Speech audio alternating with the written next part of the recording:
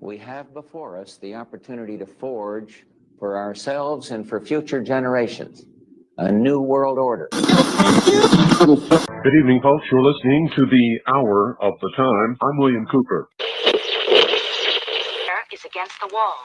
The chair is against the wall. John has a long mustache. John has a long mustache. It's 12 o'clock, Americans, another day closer to victory. And for all of you out there on or behind the lines, this is your song. Time, weather, and highways.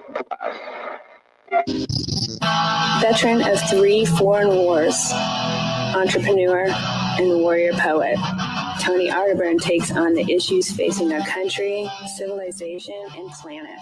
This is the Arterburn radio transmission.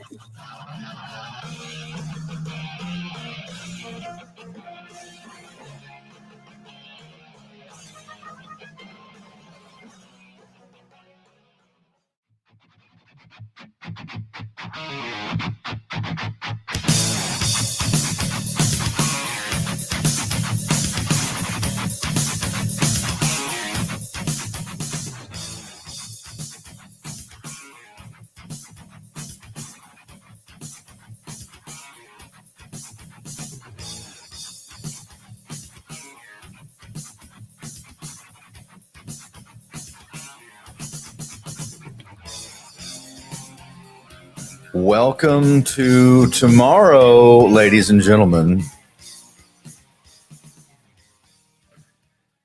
It is August 7th, 2025. I am your host, Tony Arterburn. I'm broadcasting from deep within the heart of Texas at the Denison location. I do not have Beans the Brave, which is a weird feeling. She's in Arkansas. She should be back down today, so I will have my Chihuahua, my companion, my guardian against bad vibes, intruders, and woodland creatures next to me very soon. We got a lot to cover. I was just going over some of my notes, and I realized that yesterday was the anniversary of the first atomic bomb being used. And I was asked by Travis Knight today, we'll get into this a little bit later. There's an article up on Lou Rockwell, but it reminded me that I had not used my tagline in a long time about welcome to tomorrow. And I got that from a song of my youth listening to Megadeth. And it all kind of ties together the way that stream of consciousness works. But the term Megadeth was used by statisticians and the people that looked at the realities of the Cold War. A megadeath is a death of 1 million people. So like, they would cause so many megadeaths, and that's where Dave Mustaine got the idea for his band name after he was kicked out of Metallica for being a little bit too wild. And I was thinking about that because I used his term from one of his songs called Ashes in Your Mouth. And it's about the blowback of war and the darkness of that side of human nature. And one of the taglines I remember when I was a kid, I was training at Texas Gym or something and thinking about my future and going to the military, and just I had a continuity of my own timeline somewhere deep embedded in me, and I feel like I was connected to future and past somewhat. I mean, because if I look back on my life, it seems like that was supposed to happen, and that's why I believe in God, and I believe that mankind has a destiny. But welcome to tomorrow was that tagline, and I thought when I restarted the Arterburn radio transmission, I thought I'd open with that, and I haven't done that in a long time, but it seems more appropriate than ever. I was just looking at the headlines on Drudge, and James Cameron, the director, warns of a Terminator-style apocalypse if AI is weaponized. And so I read that again, and I thought, well, he's warning now, but he's been warning it the whole time. And it goes back to the original term. We were brought up to understand that once artificial intelligence was able to take over or to assert itself and see humans as a threat, that it would throw us off. You know, it would, and the Matrix taught us that. I mean, there's so many different post-apocalyptic movies that, and popular culture and everything else. I just wonder, though, ladies and gentlemen, if you actually use an interface with AI and you look at it and you have it examine things, and I've seen, and I'm actually catching up a little bit because I was behind the curve while I was reading some books on it, because I'm curious as to what it can do. And I'm wondering if all of this is just some sort of conditioning. We're being primed to believe that it's your overlord, you know, to believe that it's your master. You have to be careful what you put into your mind. I mean, obviously, they're bringing back their greatest hits with James Cameron, this thing, telling us again that he already told us that AI will be, you know, if it's weaponized, will be a Terminator-style apocalypse. But thanks for the many warnings there, James Cameron. All right, we got a lot to cover today, and I don't know if I can get to everything, but I definitely will try. I got an article up on Activist Posts. We want to talk about with Michael Snyder, and he asked the question: Is the Federal Reserve trying to hurt us on purpose? So I think he answers his own question. But let's jump into some stuff that's happening with precious metals. I'm going to do a little bit of gold news, and we'll cover some spot prices for sure here in the show. Kind of talk a little bit about what's happening with silver. Lots of movement there in the realm of the white metal. But let's go to Kitco, and we're going to talk a little bit about price forecasting, which I think is, and just like Citi here, their Intel group is price forecasting gold back to $3,500 an ounce by November on negative U.S. outlook and geopolitical risk. And I think that they're right on the money, because we have a lot of geopolitical risk. If you're actually paying attention, the grand chessboard is out of whack, ladies and gents. It's not what it seems. And there's a lot of chaos right now. Banking giant Citi announced on Monday that it has raised its gold price forecast to $3,500 per ounce over the next 3 months, up from $3,300 in June. U.S. growth and tariff-related inflation concerns are set to remain elevated during 2H25, which, alongside a weaker dollar, are set to drive gold moderately higher to a new all-time highs, the bank's analyst wrote. Citi's expected trading range for the yellow metal was raised to $3,300 to $3,600 from $3,100 back to $3,500. So this is, I think you're going to start seeing more. That we've gone through this cycle where, you know, we opened up the year with a lot of growth in crypto. We just got through with the Genius Act and the stable coins. I was reading earlier today, there was a post up on the Gold Telegraph's X account. It was talking about $256 billion in dollar-backed stable coins right now, which I think is just the beginning, folks. We're going to, this digital revolution's going on. As I've always said, the dollar is not going to zero. The dollar is going to digital. So we're going to see that start to happen, I believe, through the public-private partnerships of stablecoins. And as Gold Telegraph talked about in the post itself, he said, now, next step, watch out for gold-backed stablecoins. Citi said their higher gold forecast is also supported by weaker U.S. labor data. Yeah, and how'd you like the firing of the statistician supposed to give you the labor data in the last week? I thought that was probably the most accurate marker on the site, the signpost ahead, like the Twilight Zone, where you get fired for sending out the stats and not the you don't fire the people that gave you the actual numbers. You just fire the people that tell you what the numbers are. Increased concerns about institutional credibility of the Federal Reserve and U.S. statistics and elevated geopolitical risk related to the Russia-Ukraine conflict. Yeah, a lot of people thought that the Russia-Ukraine conflict was over. We put that back in the box, and I told everybody that's nowhere near over. And if you look at what the goals of NATO has always been, and the neocons, post-Cold War, the need for the military-industrial complex to have that enemy, they like that tension. They like that possibility of kinetic conflict. And of course, they love their possibility of nuclear exchange. They love all that. So no, I didn't think that would wind down. Of course, Trump just sent some nuclear submarines into the territory. And we still have the evil, crazy Zelensky, because that is an evil man. If you look at Sun Tzu, what did Sun Tzu say about an evil man will rule over the ashes of his country? That man doesn't want peace at any price. The bullish predictions are a sharp departure from the bank's forecast from just 6 weeks ago. In a report published in mid-June, Citi's commodities analysts lowered their gold price forecast and warned investors that precious metal could fall below $3,000 an ounce by the end of the year. Yeah, I don't see that.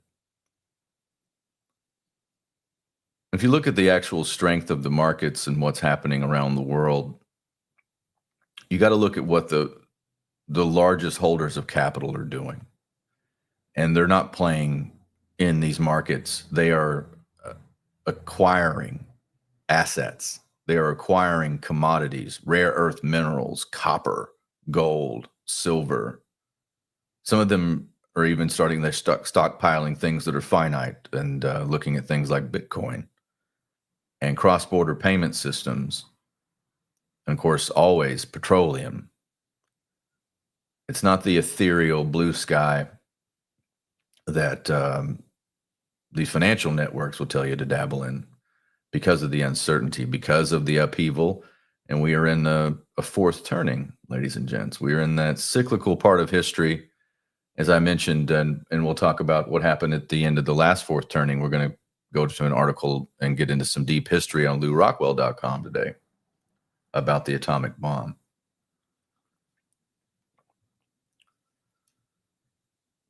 The analyst said in June that they expect gold safe haven allure to diminish heading into 2026 as economic conditions improve. Well, that's what they thought. And I think just looking at the tea leaves, looking into the geopolitical reality of where we are now, I think it's hard to be optimistic on the standard economic system, isn't it? Just given the uncertainty.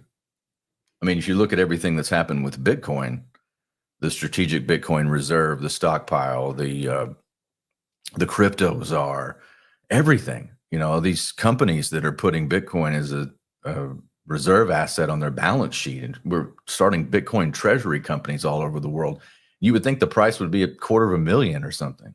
But it stays in this volatile area because even with the ETFs and the supply shock and the exchanges and everything else, you'd think the price would be higher, but it's not. It's not because of the volatility in other parts of the market. It's ugly times ugly out there, and it's going to get weirder. So that's why I think, watch the trends, folks. Watch the trends. Watch what the big capital is doing. They're acquiring assets. Central banks certainly gobbling up gold as much as they can, and other countries starting to, even some countries in Africa are nationalizing the mines. The Chinese certainly have. They have 60,000 gold mines in China, and they're a net importer, not exporter. All right. Let's go to, while we're on that vein, let's go to this article over on Activist Posts. And by the way, if you can, go over to activistpost.com. Let's put this up on the screen real quick. My friend Charlie Robinson, he is the owner of this site, and fantastic news aggregation, no fluff, no filler. You can subscribe to to the website as well and get updates. But I know Charlie and I know his research, and this is some fantastic stuff. Activistpost.com. But he just reposted this article from Michael Snyder, which had some interesting statistics. We can always learn a little something from Michael Snyder. It says, is the Federal Reserve purposely trying to destroy the U.S. economy? It's a good Socratic method. Is it purposely trying to do it on purpose? Yeah, definitely to borrow from Charlie himself, it's a controlled demolition. It says, oops, they did it again. Even though the housing market has been in a depressed state for an extended period of time, and even though economic conditions are slowing down all over the country, the Federal Reserve has once again refused to lower interest rates. What in the world are they thinking? I certainly share President Trump's frustration with the Fed. Central banks all over the world have been cutting rates, but our central bank just won't budge. Have Fed officials gone completely insane, or are they purposely trying to destroy the U.S. economy? Well, that's an interesting question. I'd like to get into that a little bit with Michael Snyder. First of all, there's the two positions. Like, we either get to get interest rates as low as possible, and if you look at when rates raise, and that's Jerome Powell raised rates faster than any Fed chair in history, it causes other nations, it causes holders of dollars to freeze those and put them in treasury bonds and other like instruments where the interest rate gives them a return. And so you don't have this. When you want to shrink the money supply, that's what you do. You raise rates. You stop the QE, and then again that will put a tamper on to inflation. So that's one side of the spectrum. Raised rates contract money supply. When you lower rates, you expand the money supply. So you create inflation, and that's the dueling. We have Trump's philosophy, or whatever that is, with the tariffs and the low rates and the weak dollar. And then you have Jerome Powell, who looked ridiculous and eerily tiny, and went next to Trump at the construction site with his little hat on, going over budget shortfalls. Losing $100 billion.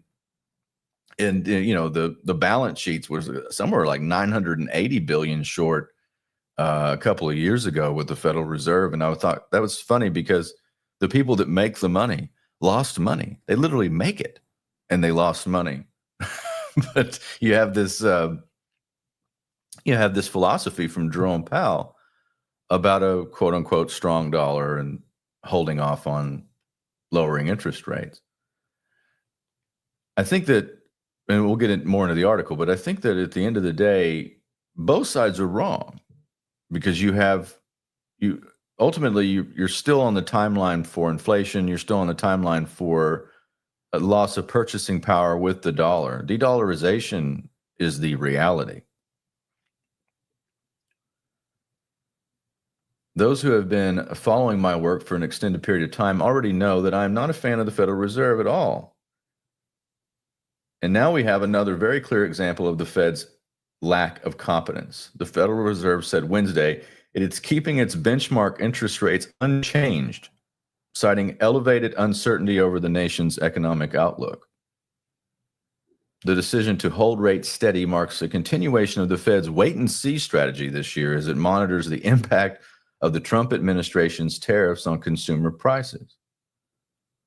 There were two Fed governors that did not agree with this decision. This was the first time since 1993 that more than one Fed governor had dissented. And can I say, too, we talk about who should be Fed chair, and I love Rand Paul's response. He's like, he was being pressed by Larry Kudlow. And so who do you like for Fed chair? And he's like, I don't think we need one.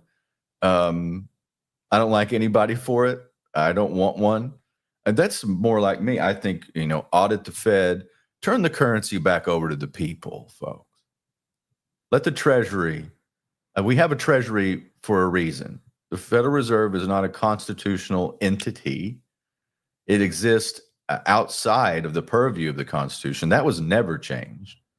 We never added a constitutional amendment saying that that entities outside of Congress could print money instead of coin it, and it could be something other than gold and silver, because that's in the Constitution. So we never did that. This was smoke and mirrors to put us here. So it's kind of it's just a false argument. It's like, how many angels can dance on the head of a pin? There's something we're arguing over nonsense, or this is Plato's caves. This is Plato's caves allegory writ large over our body politic, and especially in finance.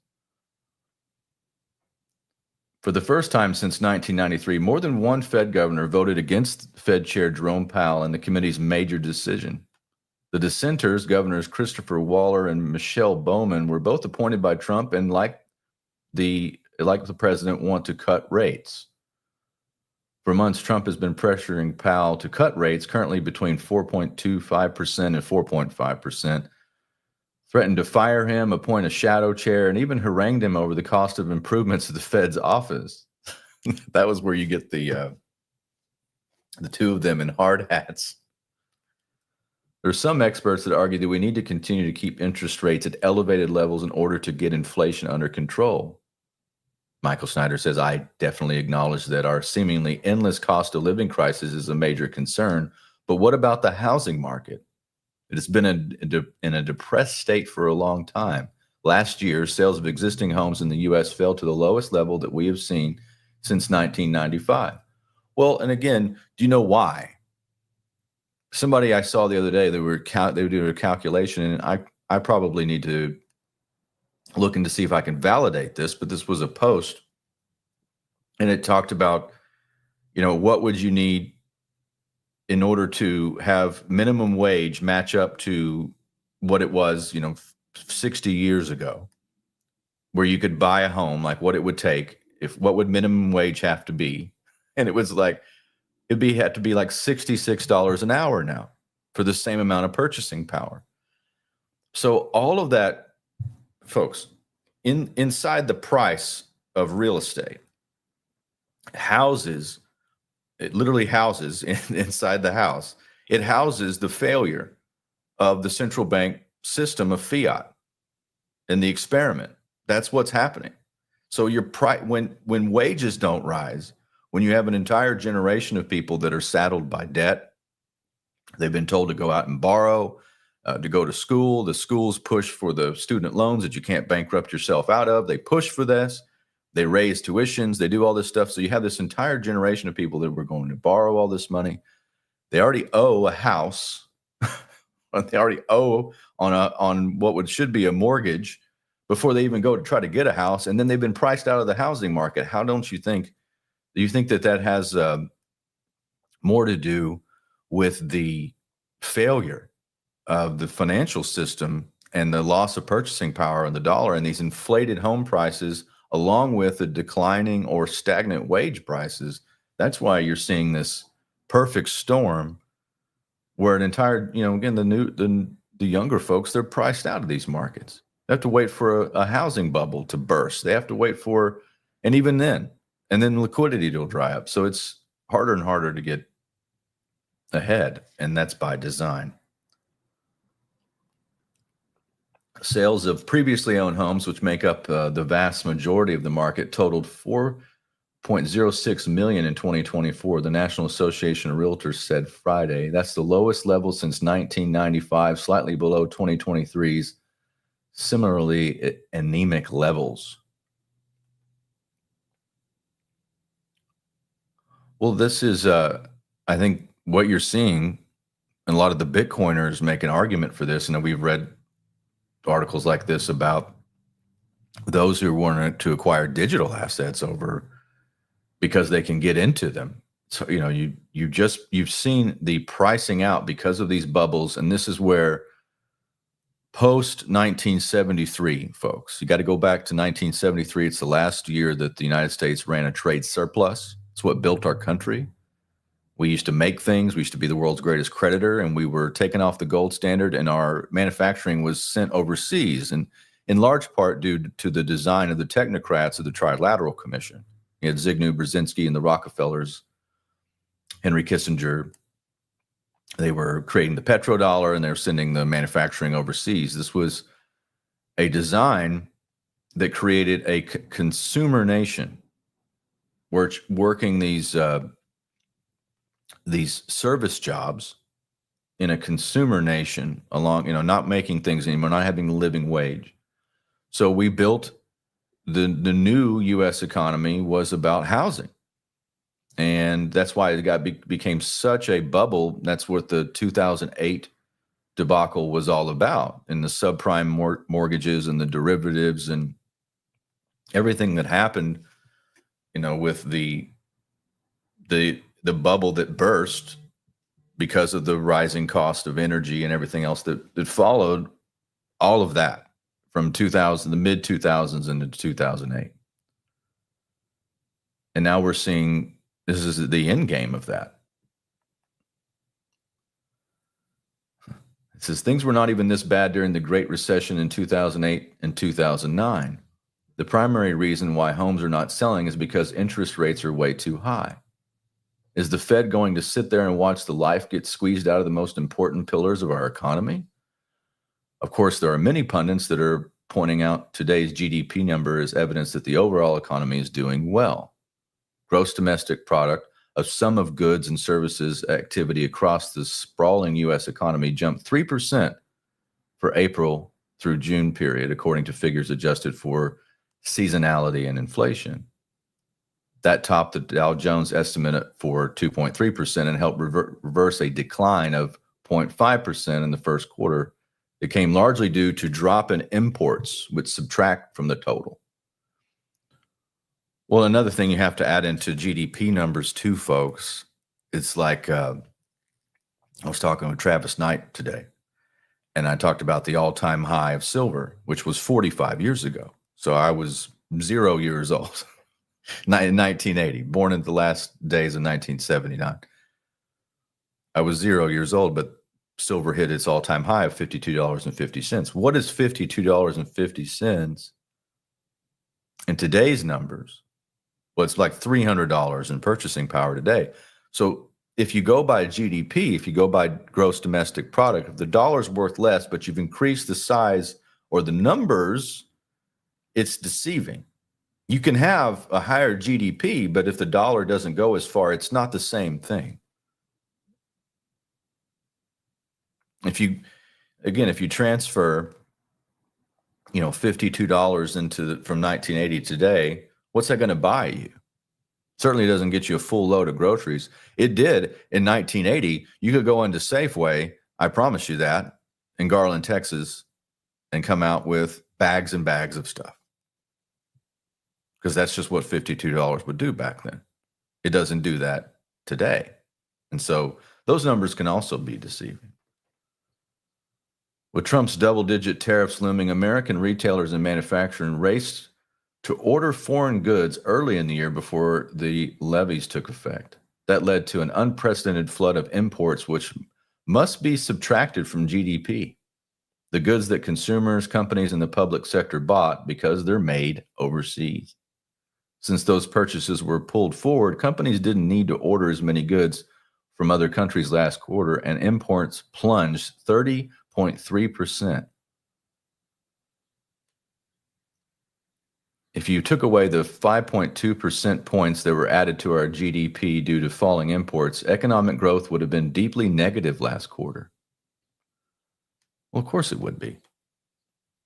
Because we're not really, if you really wanted to watch this country have an economic renaissance, what you would do is you would just completely abolish the corporate income tax. And by the way, very smart people have already run this simulation many times. I've been reading about it for years. You would give an incentive. You do carrot and stick, not just stick. You'd have carrot and stick. You'd say, well, no corporate income tax. Put your company here, build things, invest here, make things. And if you don't, there's a 25% tariff on manufacturing goods. And that's would replace the revenue created by the corporate income tax. But if there was no corporate income tax, then America became tax-free. But we won't do that because of the World Economic Forum. World Economic Forum and the UN have a standard agreement on income tax. Just like the Communist Manifesto. But that's the way you would do it. That's the way America became such a powerhouse, is because we had no income tax. That was what made us financially dominant in the remnants of it. Even past 1913, when we had the income tax, it didn't really bleed into American culture until about the mid 20th century. But now it's everywhere, doing what it's supposed to do.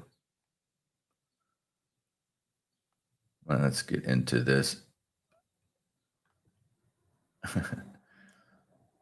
Michael Snyder says, I don't have any confidence in the numbers that the government gives us at this stage. When President Trump called them fake prior to the election, he was right on target. One survey found that 70% of Americans are feeling anxiety and depression due to finances. That wouldn't be happening if our economy was in good shape.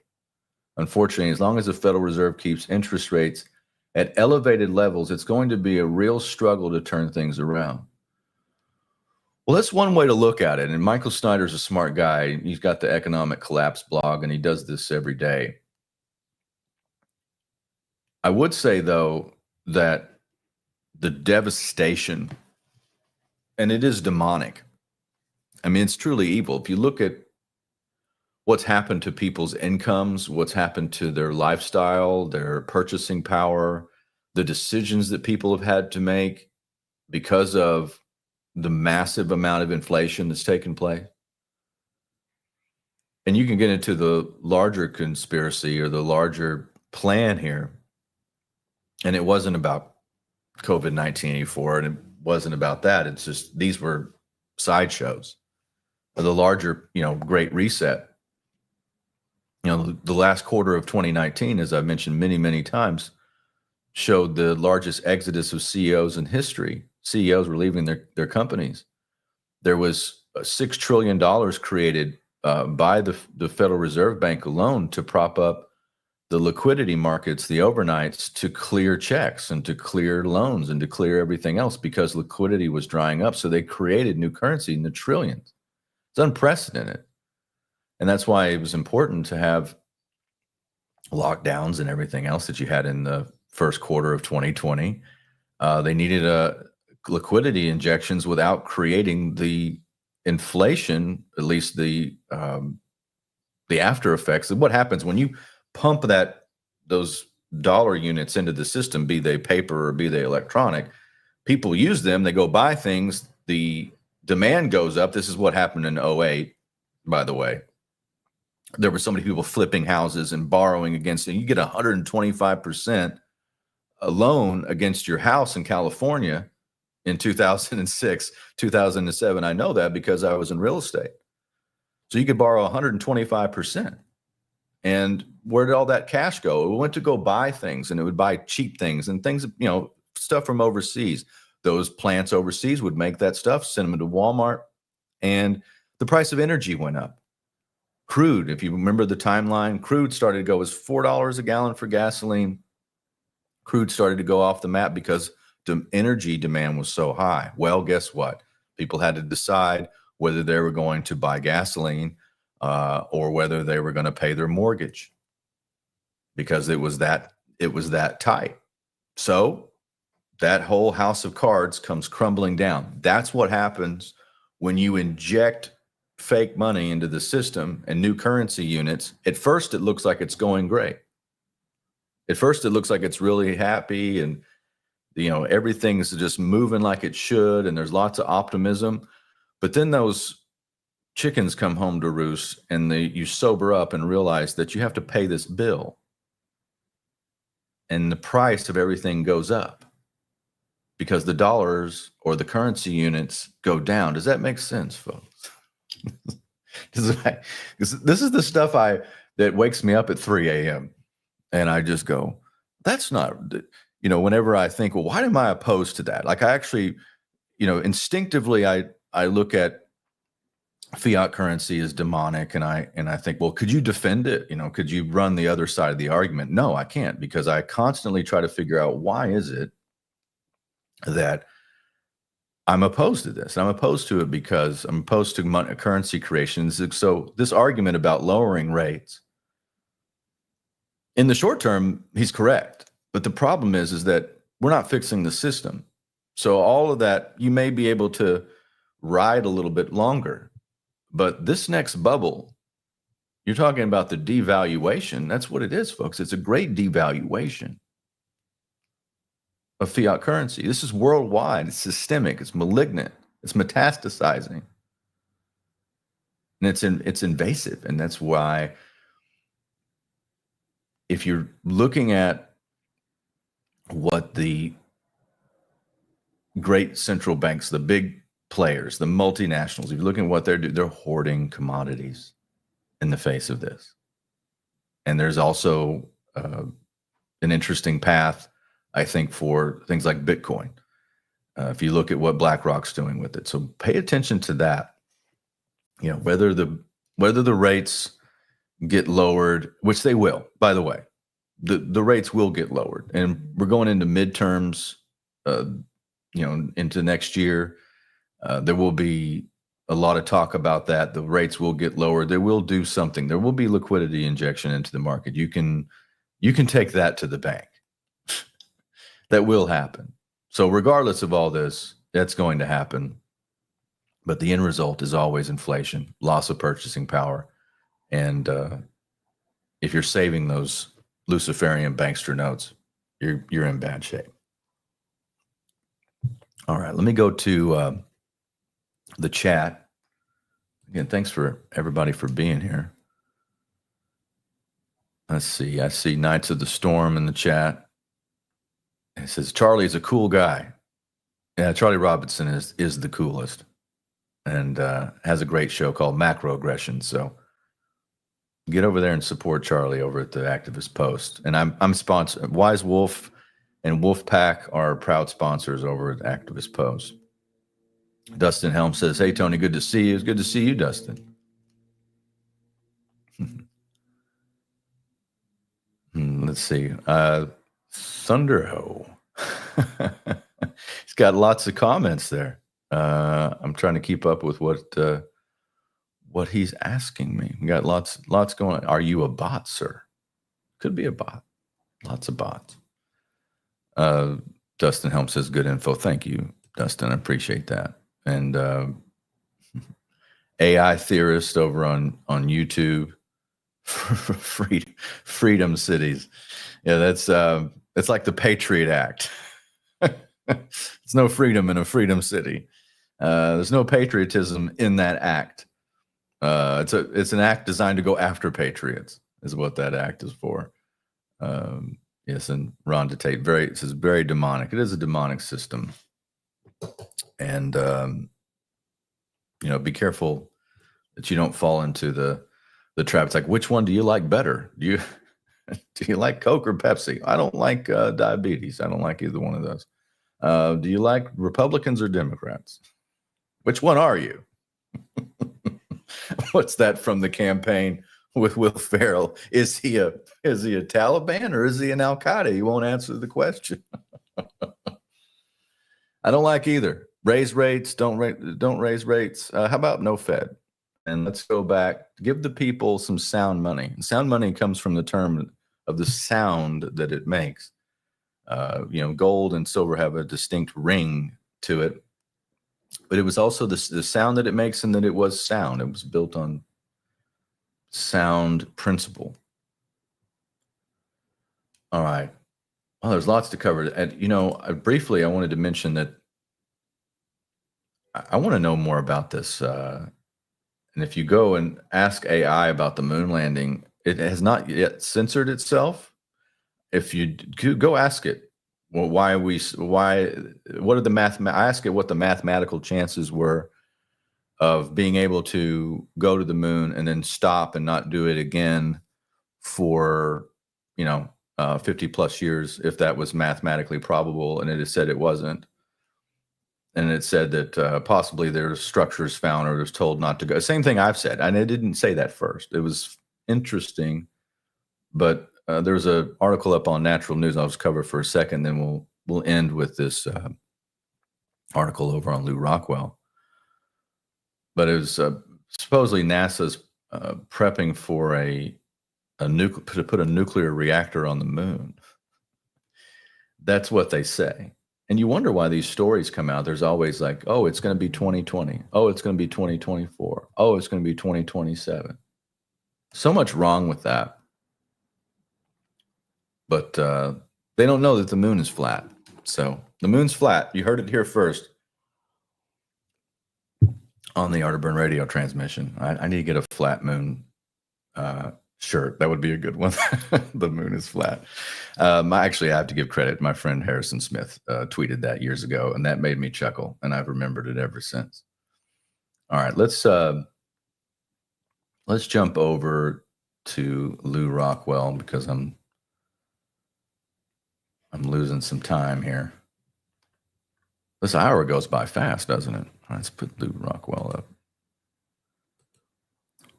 I try to cover the most hard-hitting economic and parapolitical news I can fit into an hour. Virtually commercial-free, although I'll try to plug. LouRockwell.com, 80 years after the atomic bombs, says with unconscionable carnage and up to 85 million deaths, the Second World War was the greatest catastrophe in history. In a sense, the atomic bombs were an apt climax to that orgy of butchery. This is by J.D. Green from the Premium Insights site. I thought it was very well done. He quotes Russell Kirk, says, "It will not be long before we are reduced to savagery. We are the barbarians in our own empire." That's the conservative writer Russell Kirk, who was friends with Pat Buchanan, one of his mentors. That 80 years ago today, the U.S. government committed one of the awful acts in human history. 3 days later, it did it again. Harry Truman insisted the decision to vaporize or fatally eradicate almost 250,000 civilians plus a dozen American prisoners of war was his and his alone. Whether he meant as an acknowledgement or a confession, this assertion was correct. The buck stopped with him. It was Harry Truman who literally gave him hell. That was the give him hell, Harry. The president assured the world and presumably his conscience that he had no choice. Proud and stubborn, the Japanese would never surrender. Nuclear weapons were the only way to end the war. In a sense, like an abortionist convincing himself his victims aren't really human, Truman had to believe that. Otherwise, what would his actions say about him? Most Americans seem to accept his argument. Retroactive propaganda argued by the destruction of 2 sizable cities saved up to 1 million lives that would have been lost invading the islands. Besides, the Japs had it coming for bombing Pearl Harbor. He says, okay, but which Japs? Leave aside FDR's pre-war actions intended to entice a Japanese attack. Hiroshima and Nagasaki were filled with 500,000 civilians who had no say in what their government did. Were those the Japs that had it coming? And why? Almost 4 years earlier, 2,400 Americans died on the date which will live in infamy. That was December 7th, 1941. Most were in the Navy, plus over 200 in the Army, about 100 Marines and 68 civilians. Nearly half the dead were on the USS Arizona. Government officials in Tokyo and D.C. needed to answer for that. But did the mothers, infants, and elderly of Hiroshima and Nagasaki? How many of them picked the fight, gave the orders, flew the planes, and dropped the bombs that killed Americans that morning in Hawaii? Dastardly as Pearl Harbor was, the attack was obviously trained on military targets. Atomic bomb advocates, including Truman, suggested Hiroshima and Nagasaki were too prosperous, akin to wiping out Waikiki because Pearl Harbor was near Honolulu. Truman grasped for more straws. On the day Nagasaki was obliterated, the president defended the first bombing by saying Hiroshima was an industrial center, but its major factories set far from the bullseye at the center of the city, and Little Boy, the other name for the bomb, left those largely unscathed. Yeah, just a side note here, I learned from my friend James Perloff, who wrote Truth is a Lonely Warrior, that Nagasaki was, and he believes, targeted because it was the major Christian epicenter in Japan. It was like the center of Christianity in Japan. As historian Ralph Ryko wondered, if Hiroshima were such a vital military target, why was it untouched by years of air raids and excluded from Bomber Command's list of 33 primary targets? After the firebombing of Tokyo and Dresden earlier that year, officials' angst over innocent life carries little credibility.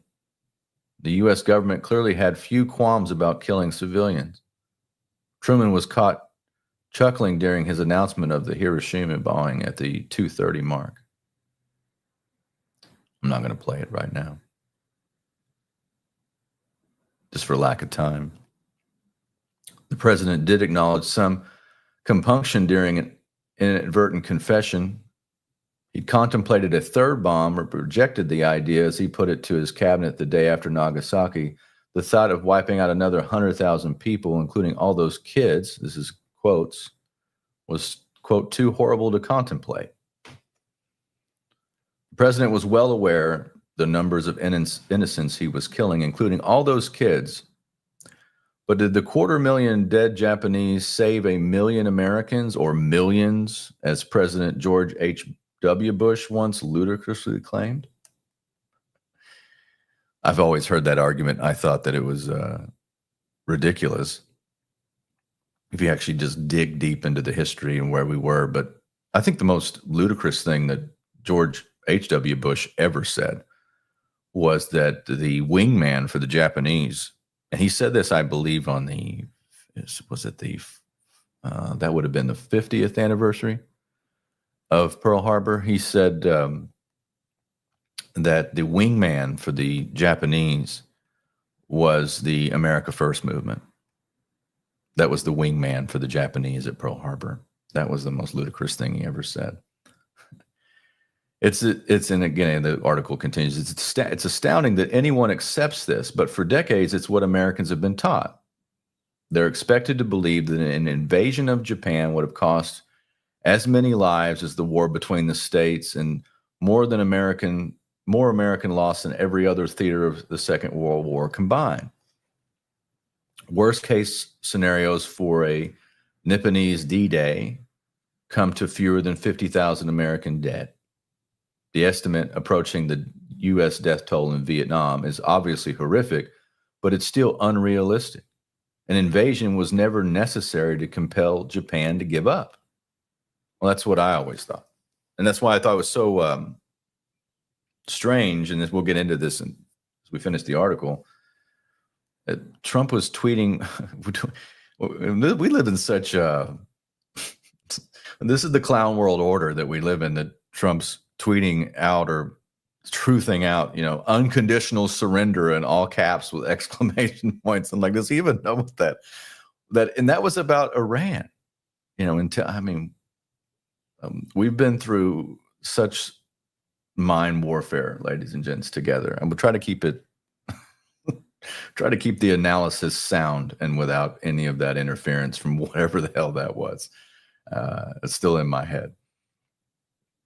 As citizens of China, enemy prisoners of war, and the peoples of Pacific archipelagos will attest, the Japanese military was vicious and barbaric. But by 1945, despite its persistent pride and notorious intransigence, it was on the cusp of defeat. The imperial government knew it, and it was prepared to capitulate. As Stanford professor Barton Bernstein related in a New York Times article preceding a Smithsonian exhibit commemorating the 50th anniversary of Hiroshima and Nagasaki, neither the atomic bomb nor the entry of the Soviet Union into the war forced Japan's unconditional surrender. She was defeated before either of these events took place. These weren't Barton's words. He was quoting what Brigadier General Bonnie Fellers wrote to General Douglas MacArthur soon after VJ Day. As John Denson relayed in his terrific anthology, The Cost of War, another high-ranking military expressed similar sentiments. Among them was Admiral William Lathy, who was chairman of the Joint Chiefs during the war. He says, "It's in my opinion that use of this barbarous weapon at Hiroshima and Nagasaki was no material success in our war against Japan." Former President and retired five-star General Dwight Eisenhower claimed with similar sentiment, "The Japanese were ready to surrender, and it wasn't necessary to hit them with such an awful thing. I hated to see our country be the first to use such a weapon." Major General J.F.C. Fuller described the bombings as a type of war that would have disgraced Tamerlane. He also dispensed with the common justification, though to save a life is laudable, it in no way justifies the employment of means which run counter to every precept of humanity and the customs of war. Should it do so, then on the pretext of shortening a war and saving lives, every imaginable atrocity can be justified. Well, I quoted Voltaire earlier today, just rattling around in my head when I was on the David Knight Show. As those that can make you believe absurdities can also make you commit atrocities.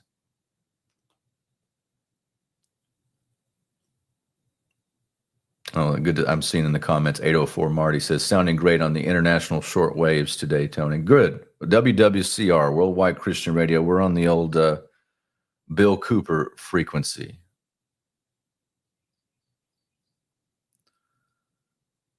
This isn't the convenient clarity of 2020 hindsight. Skeptics were wearing corrective lenses many months before the Enola Gay left the runway. Of course, the Enola Gay is the plane that delivered the bomb.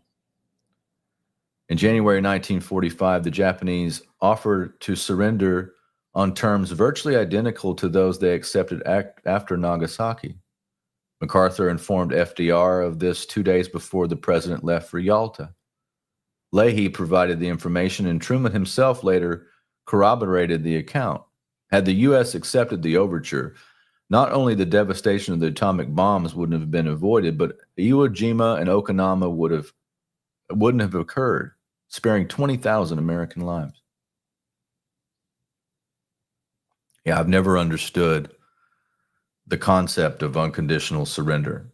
Wouldn't you just want victory? What if you just had victory? What if you had the right kind of peace?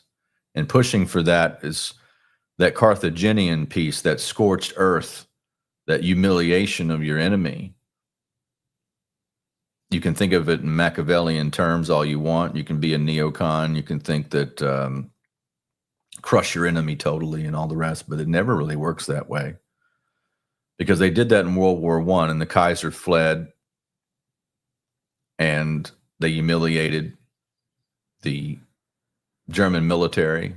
They put it into disarray, and they had the Bolsheviks revolting and carrying out bloodletting in Russia. Communism was unleashed because of the bankers, the banksters. And then you had the concept of the Dolchstoß, the stab in the back, and a young, charismatic corporal starting a German Workers' Party, member number 8, would soon take power. And that's how that works, when you try to humiliate an enemy. The Japanese kept fighting only because the U.S. required unconditional surrender. This destructive demand, which Truman reiterated at Potsdam, had prolonged the war in Europe and extended fighting in the Pacific. The Japanese assumed those terms included dethroning the emperor, which they wouldn't abide. Truman knew this, yet insisted the bombs be dropped, not at the end of the war, which was happening anyway, but to send a message to someone else. The bombs were less to subdue the Japanese than to signal to the Soviets. British scientist PMS Blackett, on one of Churchill's advisors, wrote that dropping the bombs was the first major operation of the cold diplomatic war with Russia. They were opening shots of the Cold War with 250,000 innocents lined against the wall. It was years ago, I bought a book from Pat Buchanan, one of my heroes. I never got to talk to Pat. He doesn't do interviews anymore. But I loved his work. I always will. He's one of the smartest men I could have. It's history-wise, and his writing skills. I based a lot of whenever I do write columns, I like the structure and the prose of Buchanan.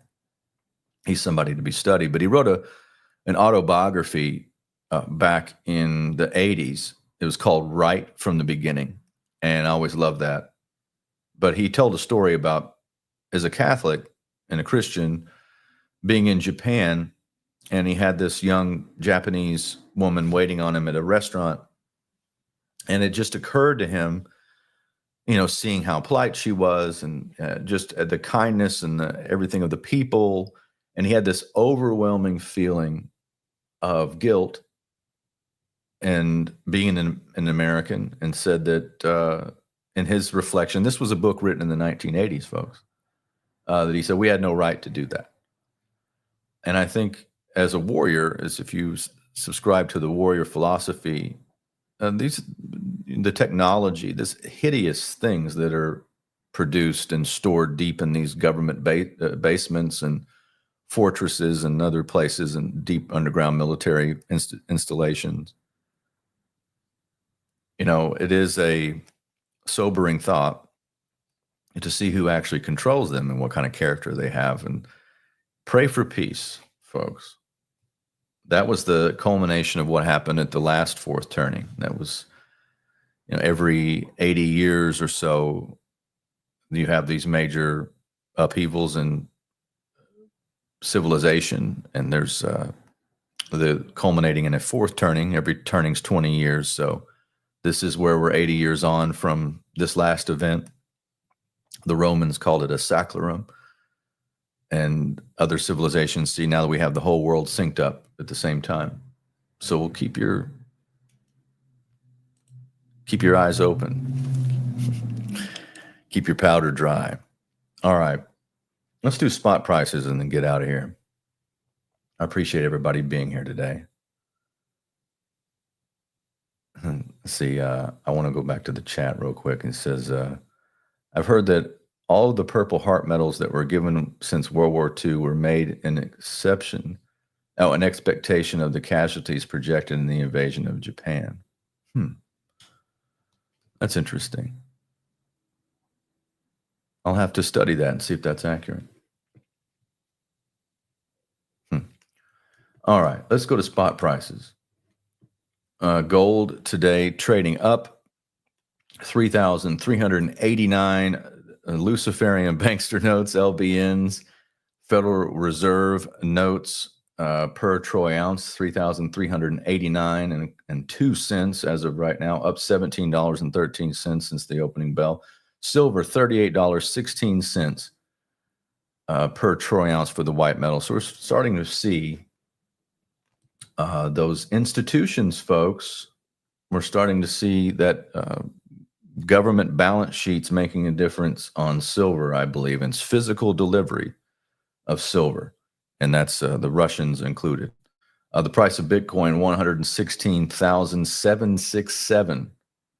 116,767 Luciferian bankster notes make one Bitcoin as of August 7th, 2025. All right, make sure you go to arterburn.gold if you want to follow my shows. Paratruther, Mr. Anderson and I are working on some plans, got some cool shows coming out for the rest of the year. So make sure you're subscribed there. Give us a 5-star review if you can, anywhere podcasts are served up. Wolfpack, great deals going on in Wolfpack. Subscriptions for physical precious metals starting as low as $50 a month. You can get over into the membership system, wolfpack.gold, gold backs even in the lower tiers. So you get gold even in the $50 package. And I'm working on getting some great products. We got some new invoices we're going to create tomorrow. So go and sign up. Promo code 1776 for some free silver. And we do great on that silver free stuff. I was looking at the charts the other day. People were getting back. If you happen to have been gone a while and you want to come back to Wolfpack, there's a promo code backpack, and you get free silver too. So go check that out. We appreciate each and every one of you. I also need to plug Legal Shield. It's more important than ever to get some protection around you or your family and everything that you do. Unlimited access to attorneys, get your will done. You don't want the state involved with anything like that. Anything going on with you got a tax question, you got IRS audit protection, court time, if anything ever happens I got tons of that stuff. I've been a member for 23 years. Can't believe that. 23 years been a member. So go to peoplesprotectionplan.com and check out what $1 a day can do for you, and use it, and you'll never cancel it. All right, folks, I'm going to get out of here. I will have Beans the Brave back next week. Tune into America Unplugged on Saturday over on Rumble, and of course the X account, which is at Tony Arterburn, Donald Jeffries as well. We'll have that show on Saturday, 12 Eastern. All right. You guys take care of each other. I'll see you next week. End of transmission.